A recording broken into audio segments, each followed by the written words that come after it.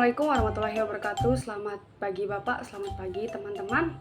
Perkenalkan, nama saya Puput Novel dengan NIM 2101060062, mahasiswi Universitas Nusa Cendana Kupang, Prodi Pendidikan Kimia. Pada kesempatan kali ini, saya akan menjelaskan tentang anabolisme lipid. Jadi teman-teman, anabolisme lipid adalah proses metabolisme dalam sel-sel organisme di mana molekul-molekul lipid seperti asam lemak, trigliserol, fosfolipid, dan kolesterol disintesis dari molekul-molekul yang lebih sederhana. Proses ini melibatkan serangkaian reaksi kimia kompleks yang memerlukan energi dan berbagai enzim untuk menghasilkan lipid-lipid tersebut. Anabolisme lipid penting untuk pertumbuhan dan pemeliharaan sel, penyimpanan energi, pembentukan membran sel, serta produksi zat-zat yang penting seperti hormon steroid dan vitamin D. Di dalam anabolisme lipid terdapat beberapa tahap, yaitu yang pertama sintesis asam lemak, yang kedua sintesis fosfolipid, yang ketiga sintesis kolesterol, yang keempat sintesis triasilgliserol, dan yang kelima biosintesis lipid. Kemudian teman-teman, metabolisme lemak menjadi energi melibatkan beberapa tahap. Pertama, lemak dipecah menjadi asam lemak dan gliserol di usus halus, lalu asam lemak diangkut ke mitokondria, sel hati, dan otot. Yang kedua, dalam proses beta oksidasi, asam lemak diubah menjadi asetil CoA yang menghasilkan NADH dan FADH2. Yang ketiga, NADH dan FADH2 digunakan dalam siklus Krebs dan rantai transport elektron untuk menghasilkan ATP yang digunakan untuk berbagai fungsi seluler. Produk akhirnya adalah karbon dioksida dan air yang dikeluarkan dari tubuh, sementara energi disimpan dalam bentuk ATP. Faktor yang mempengaruhi proses ini termasuk diet, aktivitas fisik, dan hormon. Manfaatnya meliputi sumber energi utama, menyimpan energi, isolasi termal, dan perlindungan organ tubuh. Mari kita jeda. Kemudian kita masuk pada sintesis asam lemak. Sintesis asam lemak adalah proses di mana tubuh memproduksi asam lemak, molekul yang penting untuk penyimpanan energi dan pembentukan membran sel. Proses ini terutama terjadi di sitosol, sel hati, dan jaringan adiposa. Sintesis asam lemak terdiri dari beberapa tahap utama, yaitu siklus asam sitrat, jalur metabolisme dalam mitokondria sel, melibatkan berbagai langkah dengan berbagai senyawa dan enzim. Asetil CoA digunakan sebagai bahan baku, ADP diubah menjadi energi ATP. Biotin membantu dalam penambahan gugus karboksil pada molekul organik, dan ion magnesium mendukung reaksi enzimatik. Karbon dioksida atau CO2 adalah produk metabolisme penting. Dalam proses karboksilasi, CO2 dari bikarbonat HCO3- darah digunakan untuk membentuk maloil CoA, langkah awal dalam pembentukan asam lemak. Hal ini menunjukkan peran CO2 dari luar sel dalam mendukung proses metabolisme dalam sel. Lanjut, dalam sistem asam lemak, elongasi adalah tahap di mana rantai asam lemak yang sedang tumbuh diperpanjang dengan menambahkan 1 unit karbon pada waktu yang berulang-ulang. Proses ini terjadi di dalam sitoplasma atau mitokondria sel, tergantung pada jenis asam lemak yang sedang disintesis.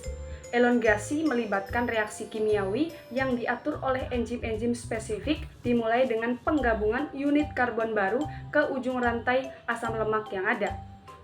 Proses ini berlanjut hingga rantai asam lemak mencapai panjang yang diinginkan. Dalam tahap pertama, asetil CoA yang merupakan senyawa yang mengandung 2 atom karbon dan berasal dari pemecahan karbohidrat, lemak, atau protein diikat ke protein pembawa asil ACP.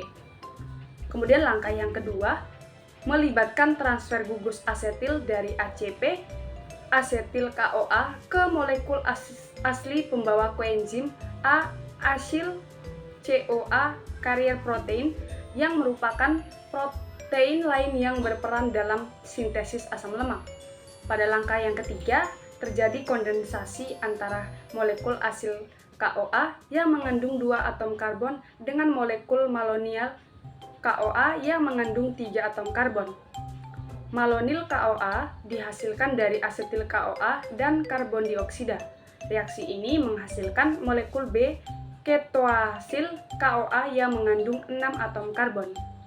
Langkah yang keempat melibatkan reduksi gugus keton pada molekul B ketoasil KoA menjadi gugus hidroksil. Reaksi ini dikatalis oleh enzim B ketoasil ACP reduktase. Selanjutnya pada langkah yang kelima, molekul B hidroksil KoA mengalami dehidrasi menghasilkan molekul enoil KoA. Proses ini dikatalis oleh enzim B hidroksil ACP dehidratase. Langkah yang keenam melibatkan reduksi gugus ganda pada molekul enoil KoA menjadi gugus tunggal. Ini dikatalis oleh enzim enoil ACP reduktase. Dan langkah yang terakhir atau yang ketujuh adalah penambahan 2 atom karbon dari malonyl KoA ke rantai asam lemak oleh enzim asil CoA sintase, B ketosil ACP reduktase, B hidroksil ACP dehidratase, dan enoil ACP reduktase. Proses ini diulangi untuk memperpanjang rantai asam lemak. Jadi kesimpulannya pada tahap ini merupakan serangkaian reaksi enzimatik yang kompleks yang mengubah asetil KoA dan melonyl KoA menjadi asam lemak dengan rantai yang lebih panjang di sitoplasma sel. Jadi untuk gambar dari beberapa tahapan tersebut teman-teman bisa lihat pada gambarnya pada slide. Berdasarkan gambar struktur pada slide, saya akan menjelaskan terkait palmitol ACP. Dua molekul asetil KoA diaktifkan dan diikat oleh protein pembawa asil ACP yang berperan mengikat asam lemak selama sintesis. Gugus asetil dari ACP asetil KoA dipindahkan ke protein pembawa asil KoA melalui enzim asil KoA sintase. Kemudian molekul asil KoA yang mengandung 2 atom karbon dikondensasi dengan malonyl KoA membentuk molekul B ketoasil KoA.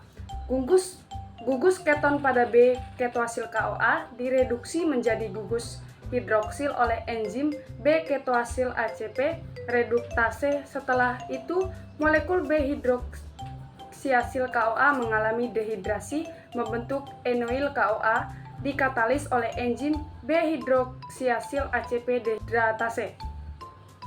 Ikatan rangkap pada enoil KoA direduksi menjadi ikatan tunggal oleh enzim enoil ACP reduktase, sehingga 2 atom karbon dari melonyl KoA ditambahkan ke rantai asam lemak. Proses ini diulangi untuk memperpanjang rantai, dan terakhir palmitoyl ACP dilepaskan sebagai asam palmitat bebas oleh enzim palmitoyl tioesterase. Sintesis palmitoyl ACP. Proses ini penting untuk berbagai fungsi tubuh seperti penyimpanan energi dan struktur membran sel. Langkah-langkah ini diatur oleh enzim-enzim spesifik dan terjadi di sitoplasma sel atau ditemukan membran mitokondria. Kemudian lanjut pada sintesis triagliserol atau TAG. Sintesis TAG, triagliserida, adalah proses biokimia di mana 3 molekul asam lemak bergabung dengan 1 molekul gliserol untuk membentuk molekul trigliserida. Ini adalah bentuk utama penyimpanan lemak dalam tubuh manusia dan hewan.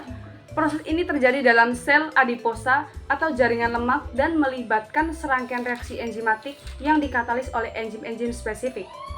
TAG disintesis dari prekursor seperti asam lemak bebas yang diambil dari makanan atau yang disimpan dalam jaringan lemak, serta gliserol yang berasal dari glukosa atau gluconeogenesis. Triasil gliserol sendiri merupakan jenis molekul utama yang terdiri dari 3 asam lemak yang terverifikasi ke molekul gliserol. Asam lemak ini bisa jenuh atau tidak jenuh, dan jumlah atom karbon dalam rantai asam lemak juga bisa bervariasi. Dari penjelasan yang telah saya paparkan, teman-teman bisa lihat pada slide susunan dari sintesis triasilgliserol. Berikut penjelasan untuk sintesis triasilgliserol atau TAG. Berikut kita masuk pada sintesis triasilgliserol atau TAG. Untuk struktur dari sintesis triasilgliserol sendiri, teman-teman bisa lihat pada slide. Sintesis triasilgliserida adalah proses biokimia di mana 3 molekul asam lemak bergabung dengan 1 molekul gliserol untuk membentuk molekul gliserida. Ini adalah bentuk utama penyimpanan lemak dalam tubuh manusia dan hewan. Proses ini terjadi dalam sel adiposa atau jaringan lemak dan melibatkan serangkaian reaksi enzimatik yang dikatalis oleh enzim-enzim spesifik. TAG disintesis dari prekursor seperti asam lemak bebas yang diambil dari makanan atau yang disimpan dalam jaringan lemak, serta gliserol yang berasal dari glukosa atau gluconeogenesis. Triasilgliserol sendiri merupakan jenis molekul lemak yang terdiri dari 3 asam lemak yang tererifikasi ke molekul gliserol. Asam lemak ini bisa jenuh atau tidak jenuh, dan jumlah atom karbon dalam rantai asam lemak juga bisa bervariasi. Untuk proses sintesis triasilgliserol dimulai dengan aktivasi asam lemak menjadi asil CoA. Asam lemak yang biasanya memiliki rantai panjang diaktifasi dengan melekatkan sebuah molekul CoA membentuk asil CoA. Ini penting karena asil CoA adalah bentuk yang dapat digunakan untuk reaksi selanjutnya dalam sintesis triasilgliserol. Selanjutnya, gliserol diubah menjadi gliserol 3-fosfat melalui proses fosforilasi. Gliserol 3-fosfat merupakan substrat yang diperlukan untuk reaksi esterifikasi selanjutnya dalam sintesis triasilgliserol. Proses ini dipandu oleh enzim gliserol kinase yang memfasilitasi penambahan gugus fosfat ke gliserol. Kemudian gliserol 3-fosfat diasilasi dengan asil CoA melalui reaksi esterifikasi. 2 molekul asil CoA ditransfer ke gliserol 3-fosfat membentuk diasilgliserol 3-fosfat. Reaksi ini merupakan langkah kunci dalam sintesis triasilgliserol karena menghasilkan prekursor langsung dari molekul triasilgliserol. Terakhir, diasilgliserol 3-fosfat diubah menjadi triasilgliserol melalui reaksi esterifikasi tambahan. Dalam reaksi ini, gugus asil terakhir ditransfer dari asil CoA ke diasilgliserol 3-fosfat, membentuk molekul triasilgliserol lengkap. Proses ini menyelesaikan sintesis triasilgliserol, menghasilkan molekul yang siap disimpan sebagai cadangan energi dalam tubuh. Dengan demikian, sintesis triasilgliserol adalah proses yang kompleks namun penting dalam metabolisme lipid, memungkinkan tubuh untuk menyimpan energi dalam bentuk yang dapat diakses. Selanjutnya itu fosfolipid. Teman-teman bisa lihat pada slide struktur untuk fosfolipid. Jadi, diagram pertama menjelaskan proses sintesis fosfolipid khusus fosfatidilkolin atau PC dimulai dari asam lemak dan gliserol. Proses ini melibatkan aktivasi asam lemak, asilasi gliserol, dan konversi menjadi PC melalui serangkaian reaksi enzimatik di dalam sel. Diagram yang kedua menggambarkan jalur fosforilasi fosfolipid, terutama fosfatidilinositol (PI) di dalam membran sel. Jalur ini melibatkan berbagai enzim yang menghasilkan molekul sinyal penting seperti PIP2, DAG, IP3, dan PI3P yang berperan dalam persinyalan seluler. Kedua diagram tersebut memberikan gambaran tentang peran fosfolipid dalam pembentukan membran sel dan pensinyalan seluler dengan cara yang lebih singkat dan jelas. Berikutnya itu sintesis kolesterol. Sintesis kolesterol adalah proses kompleks yang terjadi di dalam sitosol sel, terutama di hati.